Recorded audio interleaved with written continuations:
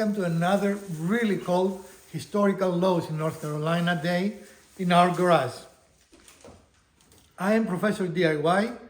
Behind the camera is Elpida, and somewhere in the garage is Mrs. DIY. Grandpa DIY is inside in the hot house. Warm house, I guess, not hot. We've started delayering, hoping, I think it's a little too early, but we're hoping that the temperature is going to get better. Okay. And so we're using our, what is this called? It's called the Big Buddy The Big Buddy. Okay. by Mr. Heater. Okay. And it is old, it is broken, it has been abused by the movers. Still working, however. But it still came to life for us this morning, which is the important part. Right, but because, it wasn't very willing. Right. We had to coax it a little bit. Right.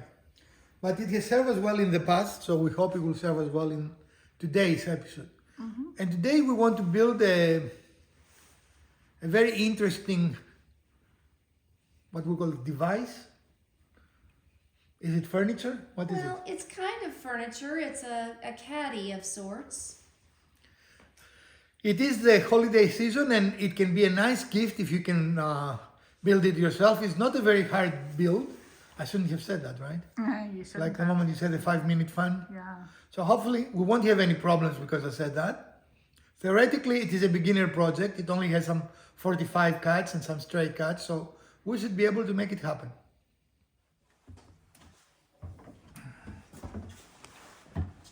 And Peter, I managed to injure myself. You did. I did. How did you do this? Very uncarefully. Very uncarefully. Okay. And here's the helpers. One of the common, let's say, is it an issue? I don't even know, but when you're sitting on your couch, in this specific orientation, we cannot have a table here Right. because it's on the path of walking. So we need something that we can put our coffee cup or a magazine or something, a surface to allow us to utilize this better, right? If you put your cup here, it's going to fall off. So what we're going to build today is a couch armrest table. Okay. That's what I'm calling it, the couch armrest table. Excellent. It will be a fairly simple, straightforward build, we hope. So stick around. You are still my favorite viewer, and this is going to be a very good. Decide how long you think you want it. How you long? How you long? How long? Okay. How long you think you want it, right? And this being Mrs. DIY's house, she decides those things. She is the decider. So you want it about 21 inches, you think? I'm thinking maybe 20. We don't. Okay, maybe 20 20, because it doesn't have to be in the edge either, right? It can Right. be a little further in. So we have one of our dimensions. Okay. Our other dimension will be kind of arbitrary. Let's say 12 inches. You don't want to go all the way here, right? Okay. So 21, the 20 on the top and 12 on the side. Okay. And then the width we've already measured, and you 8.5. said 8.5. Okay. And our couch is not the perfect couch for this configuration because as you can see, it is very angled, right? Couches that are more straight. So it has a rounded cushion on the inside, and then the outside actually does angle in. Clear. That's It's the. clear. And so that's maybe an adjustment we'll need to make as we get further. When into we the build project. it, the first dry fit, we'll decide if we need to add something for stability, but Right. we'll get there. So let's meet at the We table. found this piece of pine that has some character to it. It is I don't know what you call it, a glue up piece. So it's a bigger piece than it would have been, and you can kind of see the join marks, but they're subtle on this piece. We had thought about another piece that was a little bit more patchworky. What do you call that? Where they're They're joined. called finger joints. Finger joints, and they're smaller strips, and that kind of works nice for a lot of projects. We've used that, but I think for this application it's going to stand out a little bit better with this, even though there are 4 different boards that make this up, for the grain to follow along kind of in a waterfall type of look. And so what we're going to do is modify the measurements that we took and use the dimensions of the board to help guide us. So we're going to make a piece that is the 10 inches somewhere in here. That will be the first side, The inside of the sofa arm. on the inside. And then we're going to come over and do the 8.5, I believe was our measurement that comes across the top. That would be our top piece. And then another, what do we say? 10.5, 10, down the other side. So if we use those pieces in order, the grain will stay continuous and it'll look like one solid piece when we're done. Yeah. Okay, so we need to do 10, 8, and 10. And it also, just for reference, minimizes the number of cuts that we have Yep. to make for this project. And this is a fairly nicely finished board, just meaning that the edges are nice and crisp. So we don't really have to worry about squaring. As you can see, it's right up against our fence and it's very, very square. Yes, and the board itself is fairly smooth. You might want to do a Yeah, little bit of need sanding. A little bit of sanding. It's a slightly rough, but Yeah. not bad. It's not a finished board, but it's definitely not a rough board. We are using our table saw to make our cuts. However, if you do not have a table saw, a circular saw and most certainly a track saw can easily accomplish the same task. Just be very slow and careful here. Go with a steady pace, do not change the speed that you put the material through the table saw. And as you're going to see, we're going to have 0 burn marks, even though this is the wrong blade for this specific application. We should have a finishing blade for a much better result, but I have just a cross-cut rough blade. If you can have an option of a better blade, please use it, you will get much better results. Again, this is the saw I have available to me right now, so this is what I'm using. This cut will be much safer if you're using a circular saw, or even better, as I said before, a track saw. Even more important, however, will be the blade. As you can see here, I'm going to get a little bit of chip out. You just notice it in the edge, because this is a rough cutting blade. It doesn't have enough teeth to make final cut, and this being furniture, I would definitely should have used a much finer tooth blade. If I was selling this, if I was not making it for my house, I most certainly would have used a much better blade than what I'm using here. But since I'm going to use it in my house, and really the outcome is not bad, just when you sell something it needs to be perfect, and that's the blade I had. Most of my blades are packed, I have not unpacked them yet. So sometimes you use what you have, and that is okay, and this is a great example of doing just that. This is the blade I use, this is the blade I have, so I'm not going to bellyache over it. Now, I want to make a point here. This is not the safest cut to make, right? So if you're not comfortable, don't do this cut, right? Because what we're doing is we're using the fence and we're pushing this way. If you make any movement, you're going to get kickback. So unless you're comfortable with the table saw, it's better to use a circular saw or something like that. And the reason why we did it this way and not using the miter is because We don't have the miter. the miter is missing right now. It's Right. MIA. Alright. So we did the slightly, Unorthodoxy. yes, but that's the reason why. And again, Right. not recommending. No, it is not a good idea. We're doing a dry fit to make sure that we have a good grain continuity here. And by that we mean make sure that the pieces you cut remain in the same order so that your grain continues to be. And of course it won't be perfect because we lost about an eighth, right? But it is very close, very, very close. Yeah, you can definitely see the pattern of the grain that continues, and this stripe is striking. Now if we had a thin kerf blade, we do not, we could have it even thinner, but we have 1/8 blade, which is the standard. So we lost an eighth, but I don't think you can even see it, can you? It's very barely noticeable, and I think once we get that on those the angles as we assemble this, I think you won't even really be able to tell. All right. Miters in the table saw can be absolutely perfect, and as you can see here, we're doing a very good job. However, the limitations of the blade are evident. You see a little bit of hairy, you see a little bit of lack of crispness on my corner, but that is not a big deal, and a little bit of sanding will actually take care of it. This is the blade I had, so that's all I could use. All right. And we have our first 45. We're going to do that 3 more times, right? Each of the side pieces will have 1 45, and the middle piece will have 2 45s, right? So to make sure that we are aligned correctly with the corner of our board, we're taking a straight edge here. Because we don't have our tools again, right? So Yeah. we're improvising. We're being creative and we are aligning Putting it flat on the blade flat on the so that blade. this edge is exactly where the blade will leave the cut. And that's exactly lined up with Right that on the corner. And that will Yeah. give us a really great 45. The importance of the right blade is evident here, as my blade was not really up to the task. I got a little bit of a waviness in my corner, and I wanted a perfect edge, which I did not get. Again, this is the blade I had, this is the blade I used, but if you're selling something or you want a perfect result, everything has to be the right equipment for the right job. So for this top piece, what we did instead of like moving anything is after we cut that first angle, we just flipped the board around to get the opposite side. Everything was already set up correctly. It was in full alignment with the correct angle. And now we have two perfect 45-degree angle cuts on our top piece. Right, and doing it that way you don't have to realign everything, because it is done, right? Yeah, exactly. And now we have one more cut to do.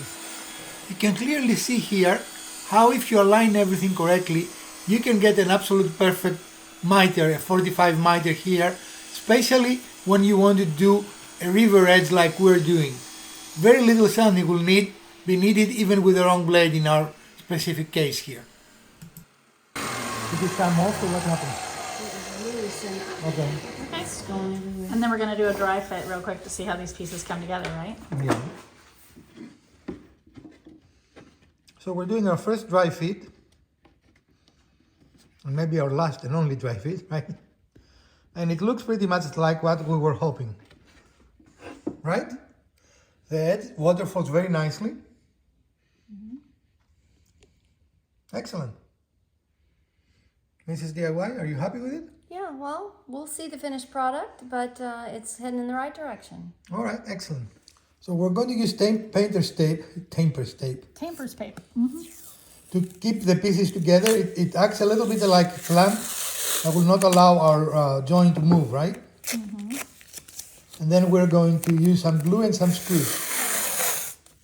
Some glue and some grooves. Yes. Glue grooves.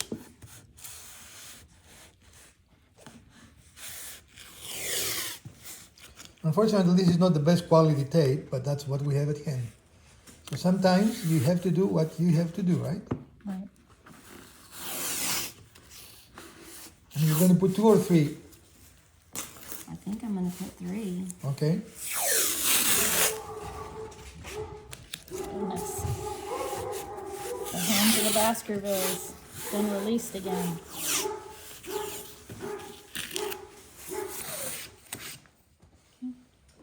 And you can put as many as you want here, of course. We opted for 3.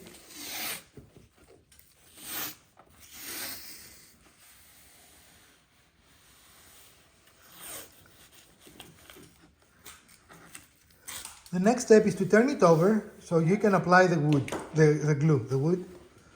Yeah, the wood. Apply the wood to the glue. And again, guys, you put glue only on one side, not both sides, right? Don't be a noob. Do you like that? Don't be a noob. So here and here. Wherever you want, but Or only on one the middle, side. okay? Makes no I'll let difference. Mrs. do it so she can have it as she likes. Ooh. Yeah, it's brand new glue. Brand new glue. We're not used to that. Not only brand new, but not frozen glue. Right. We're not used to that either. But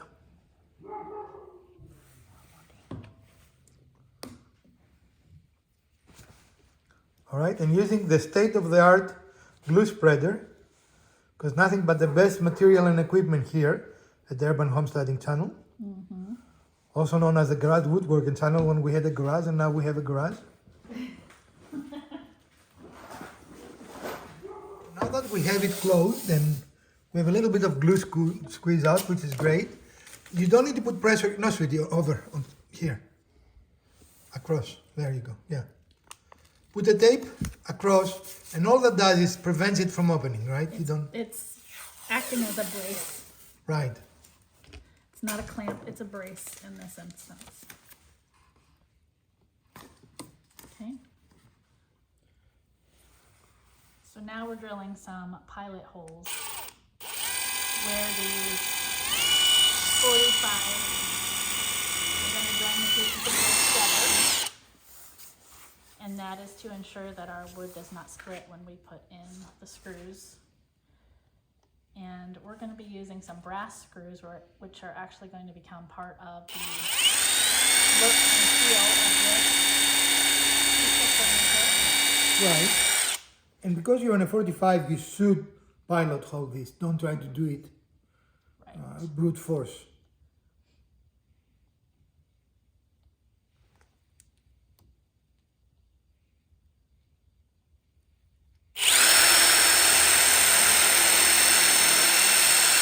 Another option here, if you have like a couch that has tacks, you can use tacks to hold it in.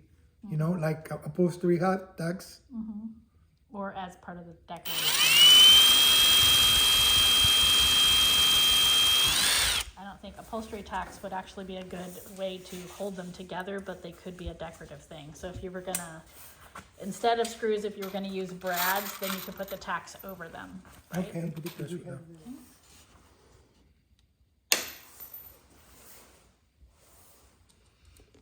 It is brass, so it's not magnetic.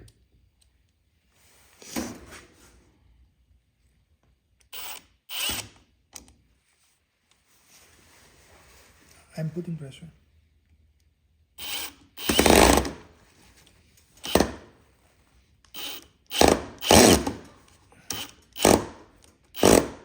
Okay.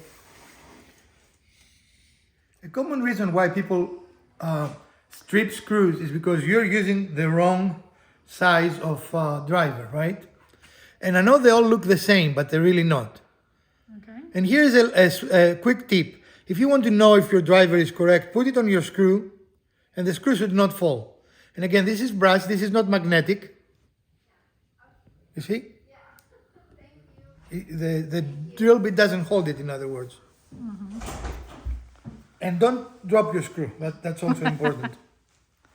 But the right one, as you can see, it will hold it, but again, because the screw is not magnetic, Right. do not expect it to be held on your drill bit. Right. Okay.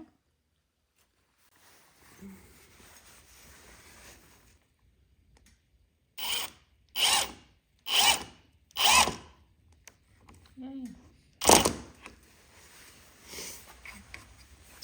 We have the first 4 screws installed, and now we are drilling the next 4 pilot holes, and we'll get those installed and then probably do a dry fit on the sofa to see the fitment there and if we need to do anything else, right? And really for this project, we needed a countersink, which we have, but we don't have here, Right. to make it look perfect, you know? Mm-hmm. But you work with what you have. Right. And that's why the screws are now going to become part of the piece instead of like countersinking and putting plugs on, right?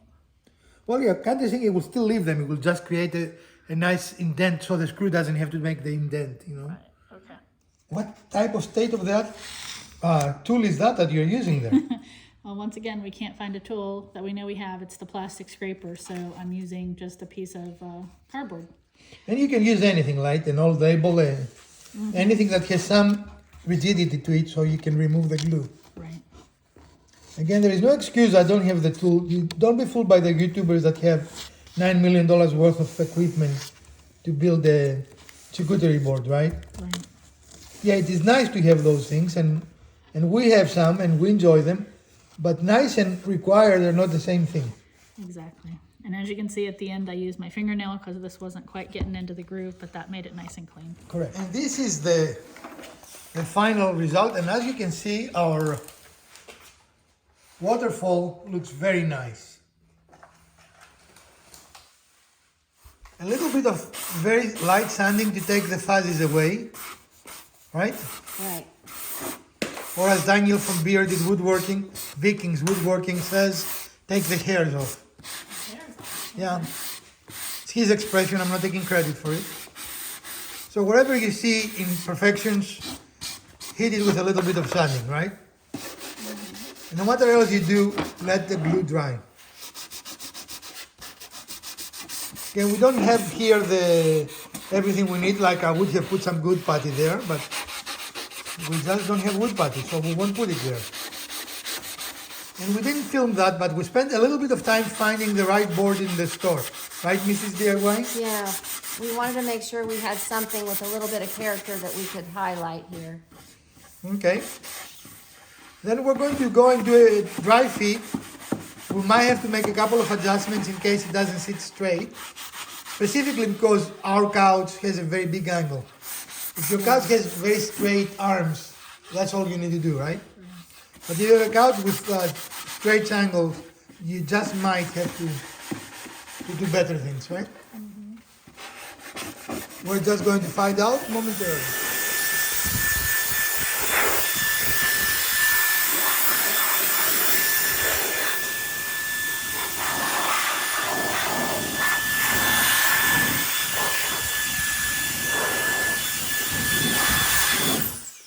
So Mrs. DIY, if you don't have an air compressor, do you like this? I mean, it helps.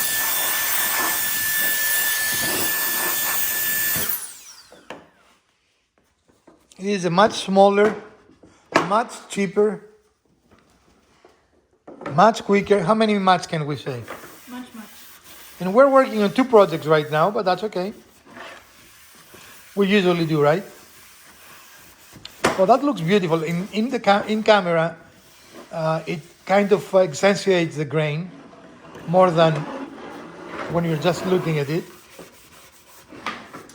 It's just amazingly beautiful. Of our channel is that when we mess up, we fess up, right?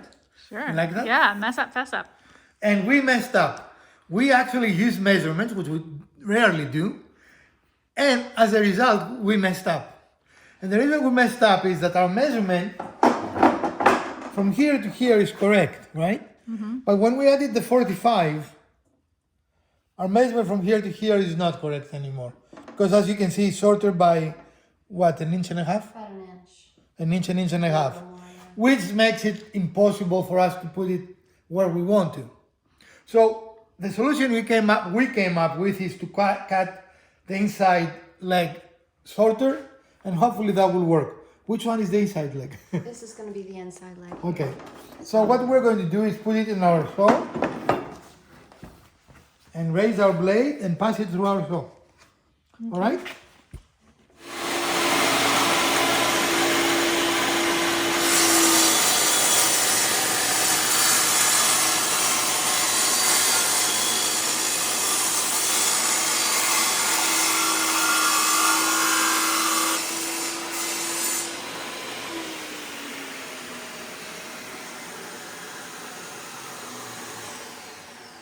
Okay, and the reason why we had to do this, even though it looked perfect, is because of the way the arm on that sofa comes out at a curve.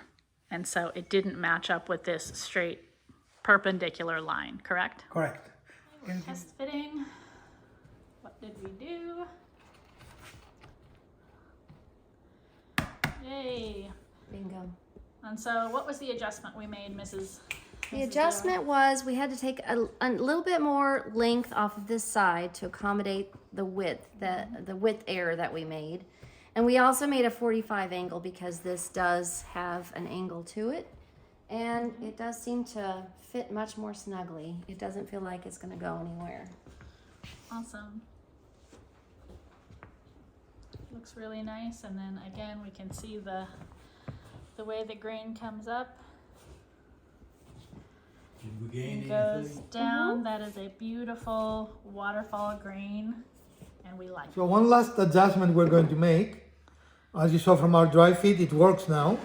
But to make it work even a little better, we're going to put a wedge on the long side to help it stay vertical. Really snug. We want it to be really snug to the arm of the couch. Right. And so putting this extra little wedge of wood about so high on the inside is going to allow it to be really a snug fit. And Okay. it's almost exactly opposite of where this is. And it sits nice and flat and nothing's going to tumble Okay. off. And the reason for this adjustment, just to reiterate, is because of the style design for this couch arm, in that it has the cushion that curves out on the inside where you sit, and then on the outside of that arm it curves in this way with the wooden framing pieces. If you have a more standard couch, you won't need to do that. Or if you correctly measure, instead of the outside measure, take the inside measure. Either of those things will work. We always do pilot holes, right? It is better than risk splitting your wood. And we're going to attach it with that 2 screws. Again, there will not be any great stresses on this, just fabric.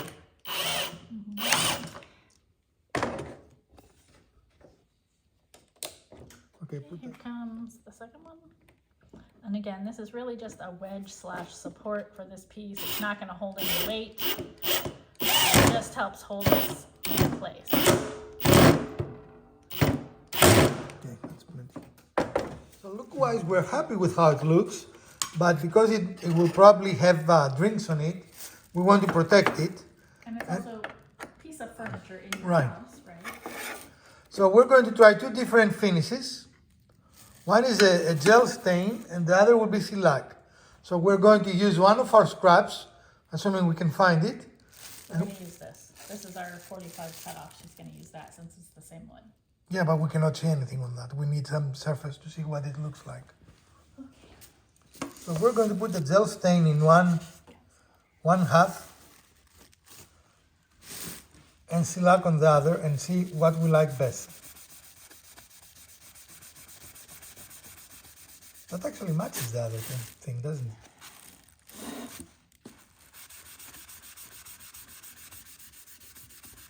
Can you grab the piece of oak under the tape measure? No, I'm sorry, under the blue tape. Yeah. And you want to try that stain on there as well? Yes. Okay. So this on there? Yes. That's what I bought it for, remember? To No. match the other. No, I don't remember. To match the towers. And that is a pretty good match. Because that is oak. And what I'm doing now has nothing to do with this project. There's another project I have in mind. But this is the stain you bought for it, so Correct. while it's open, you're testing it. Okay, cool. Everything is a hammer. It is.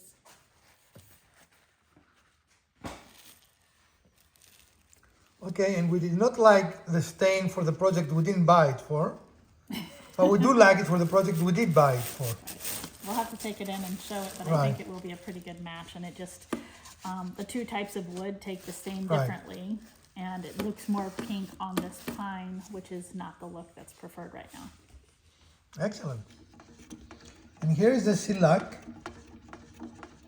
And if we don't like any of those options, again, like you, we won't finish it with either of those options, right? We'll finish it with a third one. Actually, it smells very nice. I like it. Because you like chemical smells. I don't. All right. Oh, you need another. Yeah, I'm not sure how well it's going to go on with a towel, but I mean, this technically should be applied with a brush. But we'll see. It will be fantastico. What's that? And the idea behind the shellac is, of course, to accentuate the detail on the wood. It doesn't really do anything as far as color, right? No, it is a shining and protecting agent. Now, if we're in our old shop, we had a lot of stains, a lot of options. Right now, these are the 2 options we have. But again, if we don't like any of those 2 options, we know where to get more. Yes. And in your new location, we're much closer to those options. Right. All right. We're going to make a decision. We'll be right back with you. Well, friends, and this is our final product.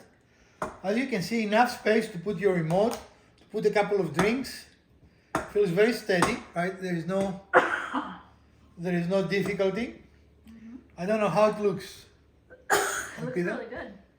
And we decided we didn't like either of the 2 options, the 2 finish options. So we're going to to finish it using another stain, which we do not have, so we're going to go and purchase later. Mrs. So, DIY? Pete and Mrs. DIY, what do you think of this project? Beginner, intermediate, or advanced? I think a beginner could do this, but you'd have to have something to cut the miter with. So, you know, I don't know if beginners would always have a table saw that would have a miter. Well, on you it. can do it with a circular saw too, Yeah. or a Yeah. track saw. But that might be more of an intermediate skill for woodworking. Yeah, so based on the tool you use, maybe different things. What was the hardest part? For our situation, I think the hardest part was navigating the angles on the arm. Yeah, but for the build. For the build, I don't think there was a really especially difficult No. part. We use soft screws because we want them to be part of the design, and they generate a little bit of problem. They were very easy to strip.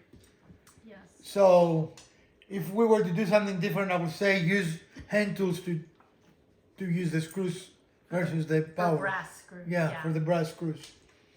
Other than that, we are happy. Is that what you were thinking? Yeah, it definitely achieves the objective of having a flat spot over there for you to put your drink on.